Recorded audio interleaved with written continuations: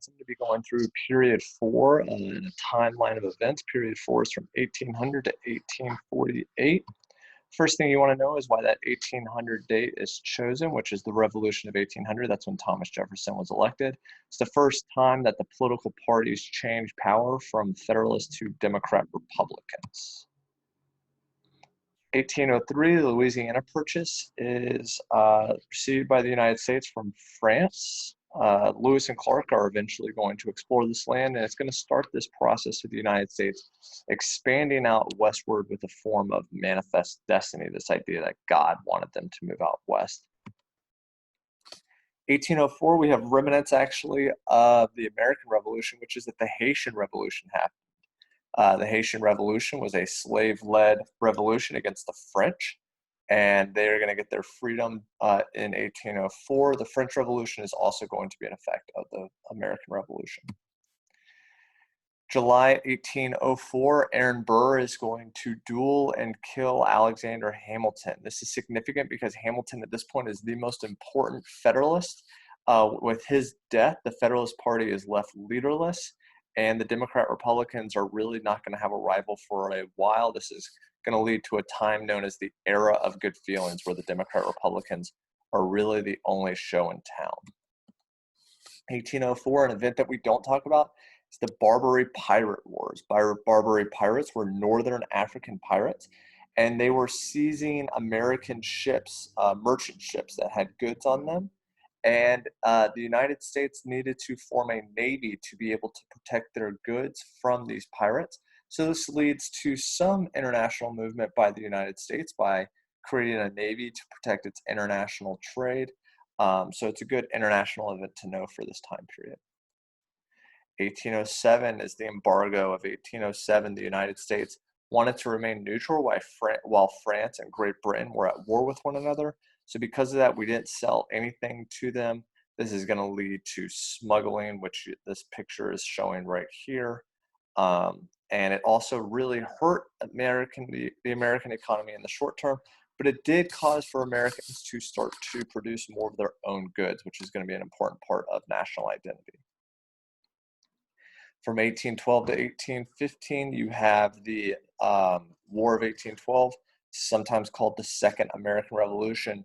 This largely happened because the British would not really respect American independence, and they kept messing with American independence, most notably with the impressment, where they would seize U.S. ships and sailors for their constant war with France.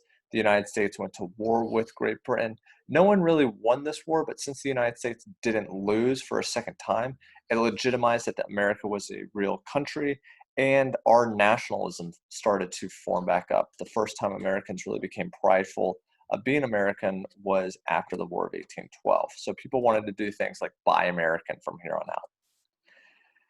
The Battle of New Orleans is actually one of the last battles in the War of 1812. It actually ended, the battle actually was had after the War of 1812 ended, but it's notable mainly because of this guy who is in the center right here, and that is Andrew Jackson. Andrew Jackson, he is going to become very, very important during this time period when he becomes president. This is kind of how he became a national hero, because the United States beat the British in this battle.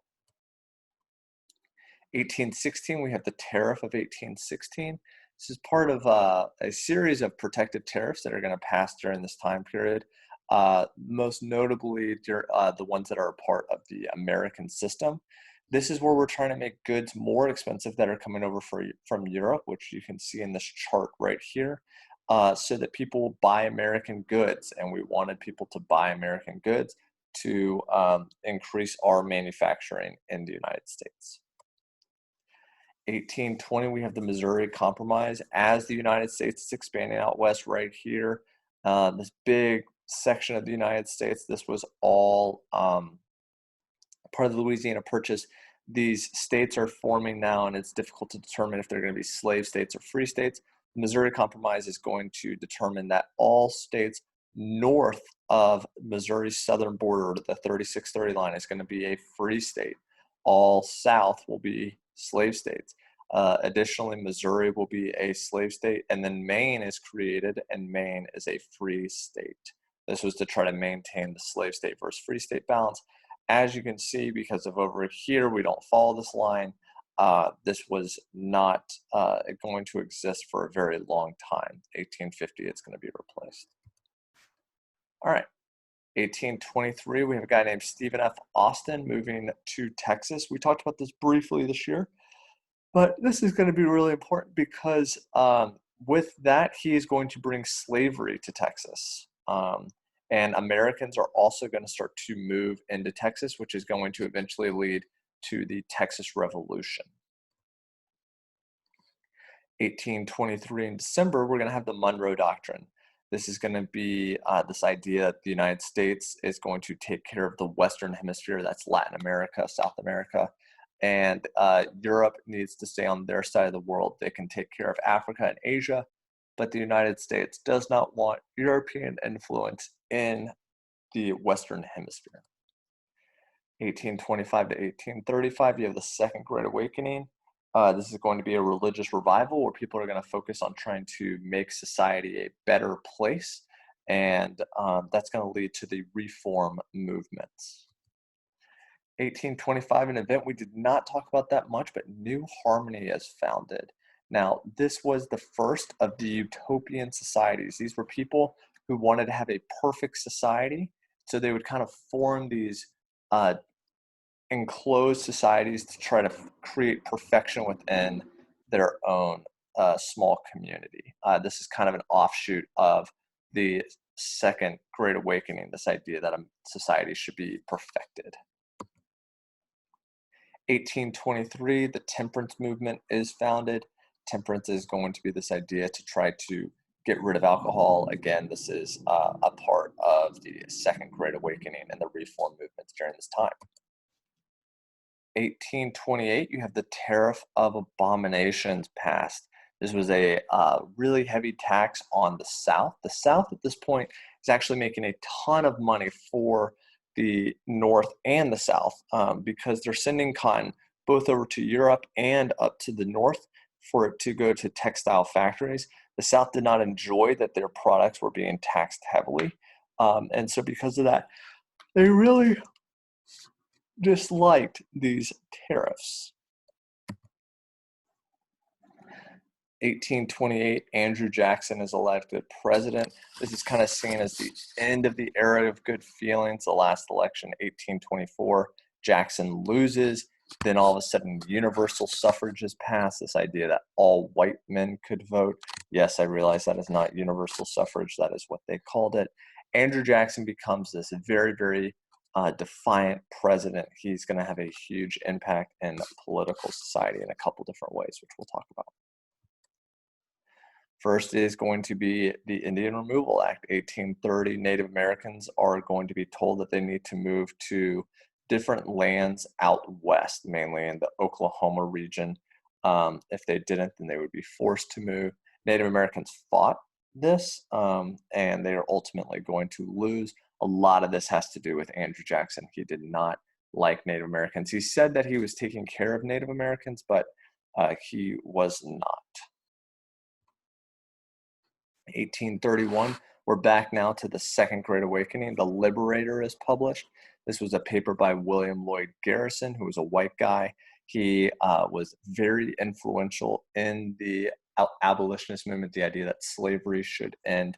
And again, this kind of echoes the Second Great Awakening, this idea that there was a moral responsibility to get rid of bad things in society. And at this point, there is a sizable group of people, mainly in the North, who really think that slavery needs to go. It's an embarrassment that the United States hasn't gotten rid of it earlier.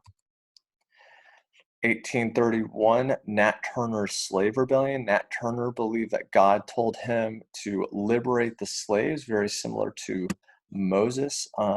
He is going to lead the largest slave rebellion in the United States. They're going to mainly kill women and children in this rebellion, which was a bad look for abolitionists. And it was very, very impactful for the Black community. It created these things called the Black Codes, which is going to not only restrict freedoms for people who were enslaved, but also freed Blacks. So for example, learning how to read and write for a lot of slaves is going to become illegal.